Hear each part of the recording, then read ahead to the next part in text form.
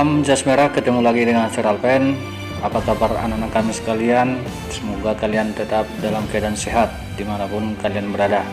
Nah baik, kita akan melanjutkan materi kita di sejarah kelompok peminatan kelas 11. Kita sudah memasuki bab 3, adapun nanti di sini akan kita bahas nih bab 3, yaitu masalah revolusi besar di dunia. Namun itu nanti kita bagi-bagi. Kali ini saya fokus menjelaskan dengan topik revolusi Prancis. Nah, seperti apa main map materi kita? Yang pertama nanti kita akan saya kasih pendahuluan, kemudian ciri-ciri, kemudian sebab-sebab terjadinya revolusi Prancis, dan selanjutnya bagaimana perkembangan revolusi Prancis itu sendiri, dan yang terakhir kita akan membahas apa saja dampak daripada revolusi Prancis terhadap dunia internasional. Nah baik, tetap semangat, fokus. Ini dia tujuan pembelajaran kita. Jadi nanti anak-anak kami setelah mempelajari materi ini, diharapkan anak-anak kami nanti mampu menganalisis latar belakang dan pengaruh revolusi besar dunia bagi kehidupan manusia pada saat itu dan juga pada masa sekarang atau masa kini ya. Nah baik, kita bahas yang pertama, pendahuluan dulu. Apa sih yang dimaksud dengan revolusi itu? Nah jadi revolusi itu pada dasarnya merupakan perubahan secara cepat. Jadi kata kunci revolusi adalah cepat ya, perubahan secara cepat dalam waktu yang singkat untuk mengubah suatu tatanan. Nah kemudian contoh-contoh revolusi di sini dapat anak-anak kami perhatikan, dan inilah yang menjadi sub pokok bahasan yang akan kita bahas di bab 3 ini. Ada revolusi Prancis, revolusi Amerika, revolusi Cina, revolusi Rusia, dan juga revolusi Indonesia di saat kita mempertahankan kemerdekaan nantinya ya. Nah jadi untuk kali ini kita fokus nanti membahas revolusi Prancis ya. Nah kemudian revolusi Prancis ini sendiri ataupun revolusi itu sendiri nanti akan bertujuan untuk mendapatkan sebuah kebebasan maupun kemerdekaan, sehingga terbebas dari bentuk penindasan yang dialaminya. Nah itu dia tujuan daripada revolusi. Nah dampak daripada revolusi ini itu sangat nyata kita lihat di negara kita ya, bahwa dampak nyata dari peristiwa-peristiwa ini nantinya akan memunculkan kesadaran bangsa Indonesia untuk melepaskan diri dari belenggu penjajah. Nah, itulah pentingnya kita mempelajari materi ini karena sangat berhubungan dengan sejarah kita ya. Nah, kita lanjut, kita masuk, kita bahas apa sih revolusi Prancis itu.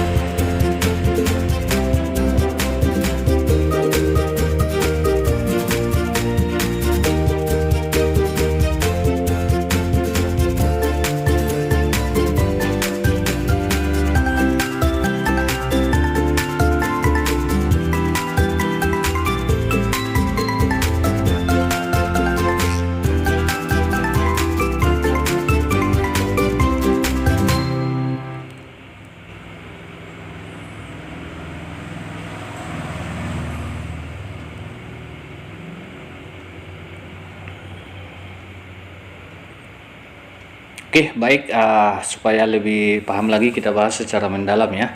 Nah, kita bahas dulu bagaimana sih keadaan Prancis itu sebelum mengalami revolusi kan begitu ya, atau keadaan di Eropa itu sebelum terjadinya revolusi Prancis.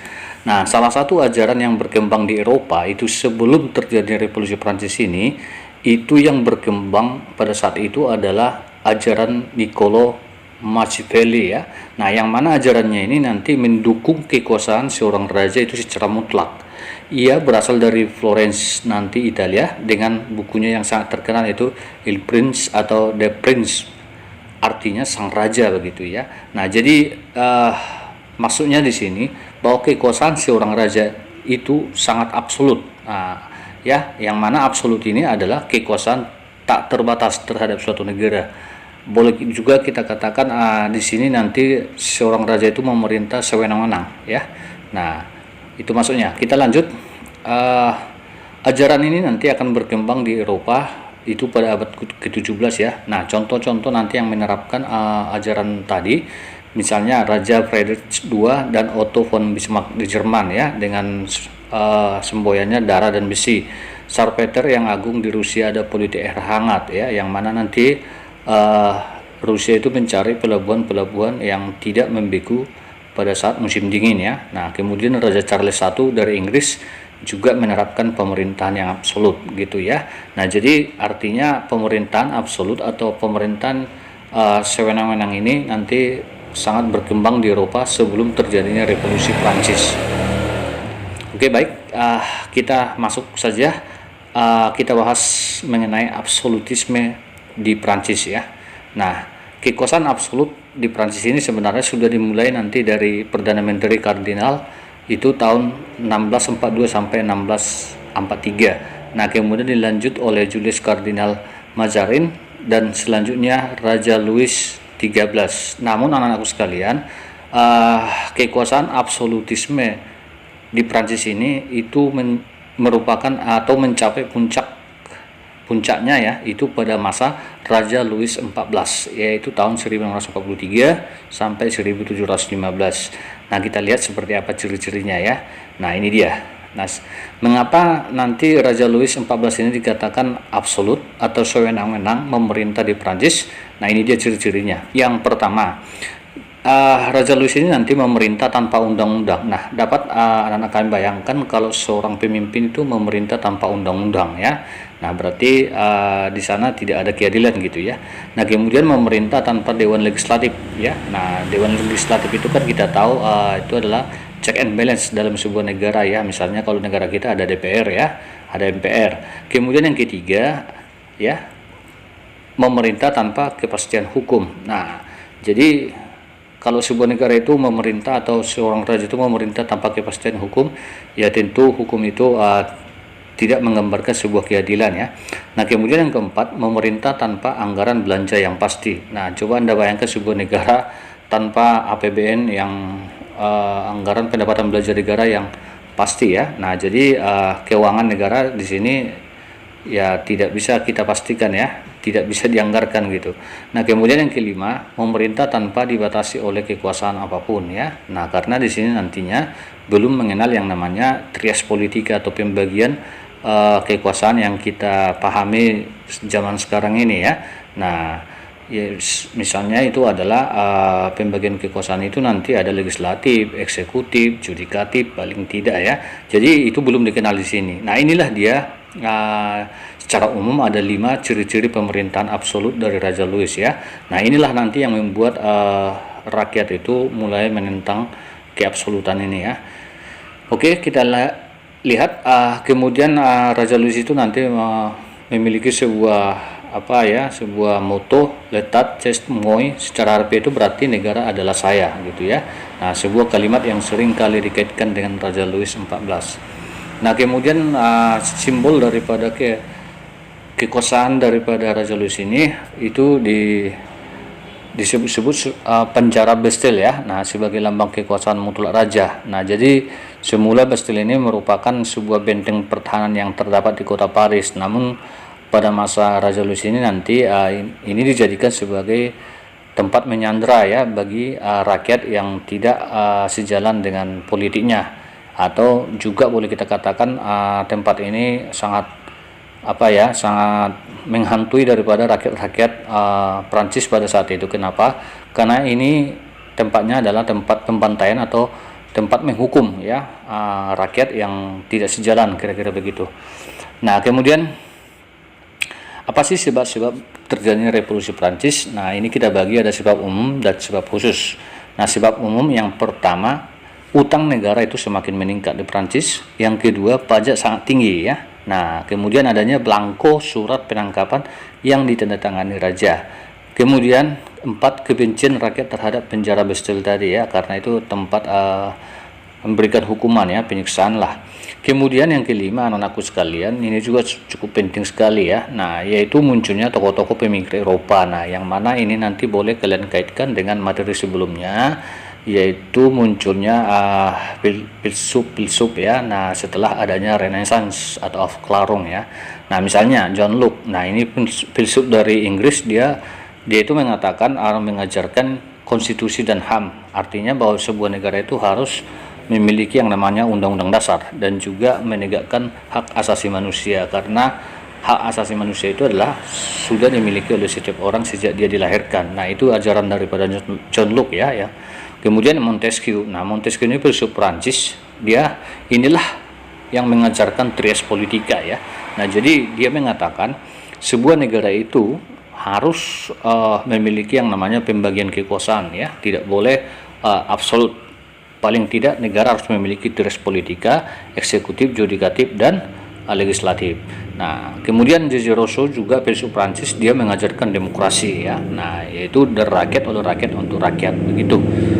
Kita lanjut sebab khusus ya. Nah, sebab khusus ini juga sering disebut dengan sebab langsung. Kalau sebab umum tadi adalah sebab tidak langsung. Sebab khusus atau sebab langsung terjadi revolusi Prancis itu adalah akibat terjadinya krisis keuangan yang melanda negara Prancis. Nah, adapun krisis ini nanti disebabkan itu karena pola hidup mewah daripada pihak kerajaan, terutama permaisuri yang bernama Maria Antoinette ya, yang menghambur-hamburkan keuangan negara pada saat itu. Itu yang membuat golongan 3 atau golongan borjuis yang ada di Prancis itu nanti sangat marah betul ya. Nah, jadi puncak daripada kemarahan mereka itu nanti pada tanggal 14 Juli 1789. Itu sebabnya anakku sekalian, setiap tanggal 14 Juli ini nantinya yang diperingati sebagai Hari Nasional daripada Prancis. Yang mana momen daripada 14 Juli ini 1789 ini adalah puncak daripada revolusi Prancis yang ditandai dengan penyerbuan penjara Bastille oleh kaum borjuis ya. Nah, jadi kalau dikatakan kaum borjuis berarti kaum atau kalangan paling bawah, karena di Prancis itu ada 3 golongan nanti. Golongan yang pertama itu adalah rohaniawan, golongan kedua itulah nanti pihak kerajaan atau bangsawan, yang ketiga itulah nanti kaum buruh ataupun petani, begitu ya. Jadi di sini memuncaklah marahnya itu ya. Nah, adapun semboyan daripada revolusi Prancis ini nanti itu kemukakan oleh Jean Rousseau, yaitu ada 3, liberty, egality, dan fraternity ya. Nah, liberty ini artinya persaudaraan, egality ini persamaan, fraternity persaudaraan. Yang kemudian nantinya Jean Rousseau mengaplikasikan ketiga semboyan ini menjadi bendera Prancis yang kita kenal sekarang ya. Nah, ada merah, putih, biru ya. Itu dia artinya. Kemudian lagu kebangsaan Prancis La Marseillaise, kemudian setiap tanggal 14 tadi sudah. Nah, jadi tahun 1791 terciptalah konstitusi Prancis atau undang-undang dasar ya. Nah, oleh sebab itu nanti mulailah Prancis disebut sebagai negara monarki konstitusi, artinya negara kerajaan yang sudah berdasarkan undang-undang ya. Baik, kita masuk dampak revolusi Prancis. Yang pertama kita bahas dampak bidang politik. Jadi setelah terjadi revolusi Prancis ini anakku sekalian, maka nanti dampaknya terhadap dunia internasional, yang pertama tersebarnya paham liberalisme ya, paham kebebasan gitu. Yang kedua meluasnya paham demokrasi tadi ya. Nah, kemudian meluasnya paham nasionalisme, berkembangnya ide aksi revolusioner yang menginginkan sebuah perubahan, undang-undang merupakan kekuasaan tertinggi. Kemudian timbulnya ide republik. Nah, itu di bidang politik. Selanjutnya di bidang ekonomi, yang pertama timbulnya industri-industri di Eropa ya. Perdagangan beralih dari pantai itu ke daerah pedalaman. Inggris kehilangan pasar di Eropa karena politik kontinental Prancis ya.